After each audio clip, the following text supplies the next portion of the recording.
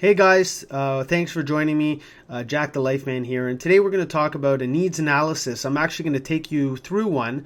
I think this is a really good way to start. It's a good way of kind of figuring out how much coverage you're looking at, and then from there, it's in my experience that most people get more than what this needs analysis shows. Some might actually look at it the opposite way and think it's too much. Just giving you a little bit about my background, having two parents who were critically ill and a father-in-law who passed away, I saw firsthand at how life insurance can help a family and how you really need to be suitably covered. So a lot of people might say that I'm overprotected with my life insurance. I don't at all think so, knowing what I know and seeing what I've seen. I think that it obviously budget is always the first priority. Make sure you can afford the insurance. But I think that a lot of people are underinsured these days. And I think as a good starting point, it's good to do a needs analysis such as this. So this is a needs analysis that I found online. You have here final expenses. Traditionally, final expenses can be anywhere from, I would say minimum 5 all the way up to 50,000. And the reason why I say 50,000 is you never know how elaborate a funeral can be. And we're looking at 20, 30, 40 years into the future, so we don't really know how much a funeral will cost in the future. So that's why I say that. As for outstanding debts, I put in here 25,000. I think that's a pretty good amount. Outstanding mortgage, put 300,000 down. I think that's an average number based on people that I meet with. Child's age, I'm just using myself here as an example. I've got a baby, and so I'll put a 1-year-old and a 3-year-old, and they're both in public school, and they're going to need some funds, obviously, for university, I would hope. So that's also a factor. Total annual income, if you died today, it could be around $100,000. Some people would put more. Let's say you wanted that income for 10 years so that you know that no matter what, with your spouse not being alive anymore, you had $100,000 of income coming in each year.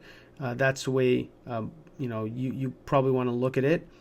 Current savings, 25,000. Your current retirement savings, let's say 10,000. What is the value of the life insurance that you have currently? And we're talking about kind of group insurance here, which again I always state is a gravy. It's great that you have it, but it's not necessarily something that you may have in the next 3 years, depending on where you move to, if you become self-employed, if you get fired.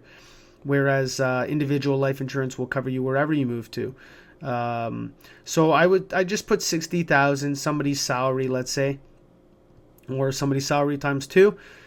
Spouse's income, I put around 50,000, and let's say that they expected to work for, let's make that a little lower. Let's say the spouse's salary is around 40,000, and they expected to work for about 10 years. Let's say we had the primary person was working full time, and the spouse may have been working part time, or was only working part time while they raised the kids. And we'll just say 10 years for the sake of keeping it on average, and the marginal tax rate, and just keep everything else what the defaults are. And then I hit analysis, and basically what pops up is it shows me the lump sum needs at death. So everything we discussed here, it says the total lump sum needs are 589, and then based on the income, it's showing that present value of income needs are 881 plus the lump sum needs, which is 1.4 million.